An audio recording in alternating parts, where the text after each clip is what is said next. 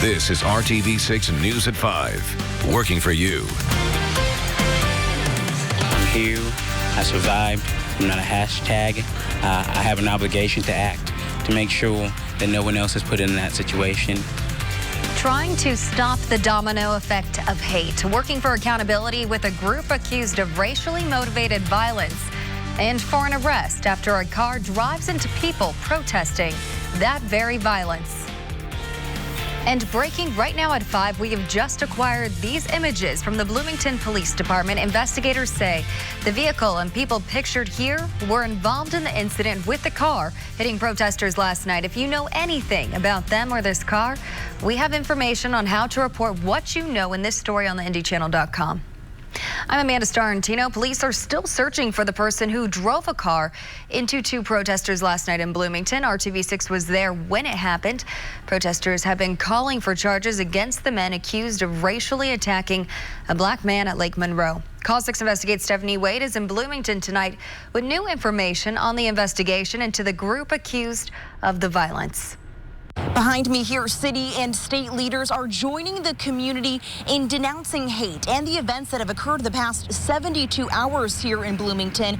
This is all stemming from a 4th of July alleged racial attack against a black man at Lake Monroe. Let him go, dude. Let him go. Let him go. Please, let him go. Please let him go. We're going to as soon as you let him go. It's been a volatile 24 hours in Bloomington after videos surface of Vox Booker held against a tree by several men following a disagreement allegedly over crossing private property. The men shouting racial slurs at him. Booker saying they threatened to get a noose and lynch him. The moment necessitates that I'm strong. It's about more than just me. I'm here. I survived. I'm not a hashtag. I have an obligation to act to make sure that no one else is put in that situation. Last night also brought protests demanding arrests and justice for Booker. Then around 9:30, a car ran into protesters standing in the street and dragged both a man and woman 2 blocks, according to police. At this time, Bloomington police have not been able to locate the car or identify the driver or passenger accused of hitting the protesters. The Indiana Department of Natural Resources says they're working with the Monroe County Prosecutor's Office to ensure a lawful resolution when it comes to potential charges against the men accused of racially assaulting Booker. In Bloomington, I'm Call 6 Investigates Stephanie Wade. And right now, activists are getting ready for a second night of protests over that incident at Lake Monroe, calling for the prosecutor's office to file charges. RTV6's Cameron Riddle joins us live from Bloomington, where he was present last night during those intense moments. Cameron? Hey, Amanda, good evening. We were here 24 hours ago and things started just like this, peaceful. But of course, when you and I delivered the 11 o'clock news last night, there was a very different mood as I witnessed 2 people be dragged by a car down the street. Of course, one of the people was okay, the other person taken to the hospital.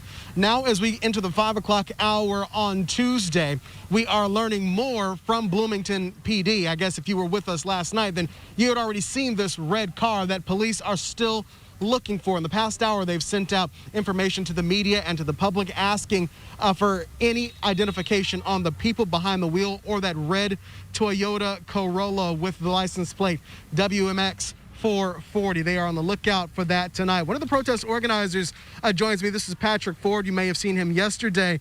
Patrick, it's been a lot happening in the past 24 hours. You've talked to Vox and city officials. Bring us up to speed. So basically right now, we knew we were going to be protesting today. And I think the biggest thing that we're looking for is to make sure we stay peaceful as a group. Obviously, through the time of our event last night, we maintained peace for the 2 or 3.5 hours we were together. The incident didn't happen until we disbanded. And so we're looking to make sure that as a group and as we organize for these protests that we maintain that peaceful mantra that we're trying to deliver, because if it's not peaceful, no change will happen. All right, Patrick Ford, thank you. Again, it was completely peaceful last night as they were out here throughout the downtown area of Bloomington. It was only after that someone else who was not part of the protest came and change the narrative of what happened tonight, of something very peaceful to instead something dangerous and could have been deadly. We're still trying to find out more on the condition of the woman who was taken to the hospital, as well as police are looking for that red Toyota Corolla with 2 people inside. Their pictures are on our website, theindychannel.com. Reporting live in Bloomington, I'm Cameron Rowe, RTV6. Cameron, thank you for that report. Well, it's been hot and we've had a lot of downpours in certain spots. So let's take it over to Storm Team 6 Chief Meteorologist Kevin Gregory to give us a look at the rest of the evening. Hey, Kevin. And Amanda, one of those spots, the official rain gauge out at Indianapolis International Airport, 9/10 of an inch in less than an hour. Typical of these downpours that develop. As we are looking to the west now, you can see through the rain. It's starting to kind of lose intensity, but this is where anywhere from the airport up to Speedway that we had the heavier rainfall, and you'll see it's reduced to this now, just the showers from Indianapolis south. This is built some showers back into Hendricks County north of Avon, south of Brownsburg along 267. Other thunderstorms just rolled through Batesville. They're moving just along in south of Interstate 74 with torrential downpours between Greensburg and also Cincinnati. I'll take you up here to Benton County. That seems to be a storm flaring up. 92 in Lafayette, 78, the dramatic temperature drop as a result then of those thunderstorms. Temperatures will build back up in Indy to the 80s once again. The thunderstorm chances diminish as we move toward sunset. More than 1,020 people have now died in Indiana from COVID-19 at 180 different long-term care facilities. And that means nursing homes make up nearly half of all the deaths in Indiana, yet only 12% of all the COVID-19 cases in our state. And state leaders say they will soon release where those deaths and cases have happened.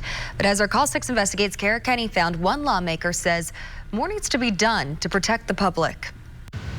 The state is making a database that will have nursing home deaths and cases broken down by facility dating back to March 1st. But one state lawmaker is filing legislation that will make this type of reporting required by law.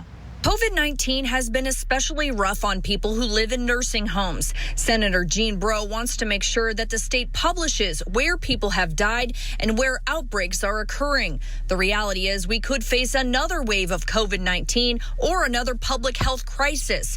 Since mid-April, Call 6 Investigates has been asking the state for nursing home deaths broken down by facility. We told you the stories of families with loved ones in nursing homes pushing for the data to be released. It wasn't until July 1st that the state agreed to release the information.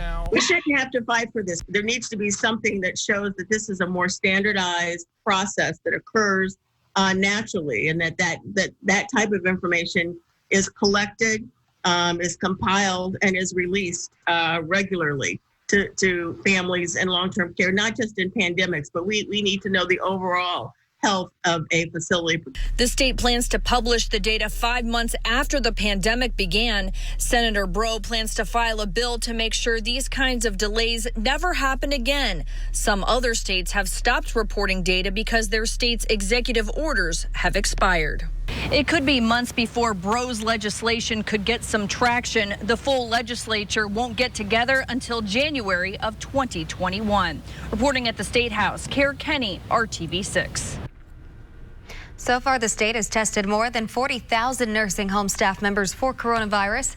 State officials say many staff were excluded because they had already been tested or already positive. A total of 480 facilities were tested. The state will now work with the Regent Street Institute to analyze the data to figure out who needs testing moving forward and how often. We are tracking the daily report on COVID-19 cases and deaths from the state.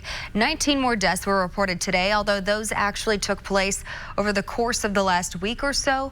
And to date, 2,524 Hoosiers have died from the coronavirus. Today, Indiana is also reporting 314 new cases.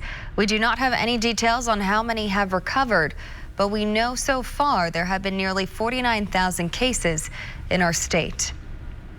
And as the United States approaches 3 million COVID-19 cases, it appears young people are driving a surge in the spread of the virus. Doctors say some hospitals are running dangerously close to being overwhelmed, and the World Health Organization is urging people to avoid crowds and packed indoor spaces as new evidence suggests the virus may spread through the air. Here's ABC's Trevor Ault. Today, the World Health Organization says it's considering emerging new evidence that the coronavirus is airborne, as its Director General makes this dire proclamation. The outbreak is accelerating, and we have clearly not reached the peak of the pandemic. The global agency is urging people to avoid closed settings and crowds, as a group of 239 scientists representing 32 countries say they believe COVID-19 can also spread through the air. Early case studies strongly suggest that airborne transmission of this disease is happening. As they push that message, cases continue to surge in several major areas across the United States. One San Antonio doctor telling CNN his hospital is inundated with COVID-19 patients. The patients are getting younger and they're more sick. How much younger? It's gone from, probably 50s and 60s for the first wave to, I've lost track of how many people in their 20s. One of the biggest hotspots is Florida, where Governor Ron DeSantis continues to say young people are driving the uptick in cases. He's urging those at higher risk to take precautions. We've seen, particularly the older folks, have done a really good job of being very cautious, as this thing has continued to affect folks, in the community. Right now, COVID-19 hospitalizations are up in 28 states and deaths are on the rise in 12 of them. 2/3 of the country right now are seeing the rate of positive tests on the rise. Trevor Ault, ABC News, New York. It's supposed to be a place to relax. Instead, it's become the site of at least 2 recent deaths. Still ahead, how police are working to keep you safe on the canal. And if you don't have a pool in the 90-degree heat, sometimes you have to get creative. But beware, the new hurdle you may encounter in trying to cool down this summer. Today, appointments available now. Tonight, police are still investigating a shooting early Sunday morning on the canal that left a 24-year-old woman dead. This just a week after a 14-year-old boy was shot and killed, also along that waterway. Police are investigating that as a self-defense shooting. Now we're working to find out what police are doing to make sure you stay safe on the canal. Police say they are taking some extra steps to keep you safe after 2 recent acts of violence on the canal. Walking, running, or spending time with family. You can find people enjoying the canal all hours of the day. Yeah, we use the canal. We love to walk. We're really active. But early Sunday morning, a trip down here turned deadly for a 24-year-old woman after she was shot and killed. You want to feel like everywhere close to home is a safe place to be, but that's not always the case. Police have not released information on what may have led up to the shooting, but it happened just about a week after a 14-year-old was shot and killed here. Police say he was trying to rob someone. It's scary, and we have to be careful what time we're out and about and what areas we're in. It's just being a little bit more aware. Evelyn Malcolm says she frequents the canal with her dog. She says these tragedies won't stop her from coming here, but they are a good reminder to be alert. I wouldn't avoid the canal. Maybe a little bit more alertness. Again, I think it's always safer to travel in a group and not by yourself. I always consciously or subconsciously kind of take a quick inventory because you're down here, right? It's not like you're up high and people can see you. So I always, especially when with my wife, I always like to try to get a feel for things. And police say they're working hard to try and prevent additional tragedies. We have extra officers coming in to patrol, and we're making sure our bike units are spending more time on the canal. It's better lighting. DMD has stepped up with lighting. Cameras. We're installing more cameras down there. They offer these tips. If you're going to engage somebody, make sure it's in a friendly manner. We don't instigate. But most of us, just be aware of your environment. Working for you, Megan Sanctorum, RTV6. Well, there's been beauty in the thunderstorms the last few days, especially in the evening hours. As the sun gets lower, these towering thunderstorms then lit up by that setting sun. And you can see the top of this thunderstorm in Hancock County. Thanks to Jack Miller for sharing that photo. There have been a number of those, and there will continue to be over the next couple of days. As far as our rain chances, tomorrow, Thursday, about 30 to 40% each day. Friday will be the most likely time that we'll see more widespread thunderstorms. Why is that? A cold front will move in. That will be the spark for more organized thunderstorm activity, and it will also deliver somewhat cooler, won't be cool, but cooler temperatures for the weekend, and the humidity will drop as well. Friday temperatures probably don't hit 90 because of the fact we'll have more cloud cover and more thunderstorms during the afternoon hours, but our string continues tomorrow and Thursday. Well, showers, thunderstorms, they were more numerous early in the afternoon. They still continue to pop up, though. Let's head to Benton County, east of Fowler. Nice little thunderstorm there toward Otterburn. Again, these rainfall rates up to 1 inch in an hour's period of time. We slide to the east, flares up, and then falls apart just to the southeast of Kokomo. Another little area there in Miami County, east of Peru. Thunderstorm headed into Jay County between Hartford City and Portland. Some heavy rainfall. One more stop. This has been increasing in coverage and strength around Brownsburg. Much needed rain there. This may merge with what's happening over Liston, so we'll keep our eye on Hendricks County. Heavy rain. 70s because of the recent thunderstorms in Indy. Look at this, almost a 100-degree heat index in Lafayette. As far as Peru, 98 is what it feels like there. Between 7 and 11, showers, thunderstorms decrease, especially in that 9 to 11 time frame. Look what happens. Same setup tomorrow. You have sunshine in the morning. Afternoon storms develop. Temperatures should still make it into the low 90s. Friday's the most likely day for thunderstorms. Chance for thunderstorms is there on Sunday over the weekend, but notice we'll have 5 of 7 days in the 80s with more heat after the 7-day forecast. Amanda? Okay, thanks, Kev. And this hot weather has many looking for an easy way to cool off, maybe by buying a backyard pool. Now we're learning that may not be so easy.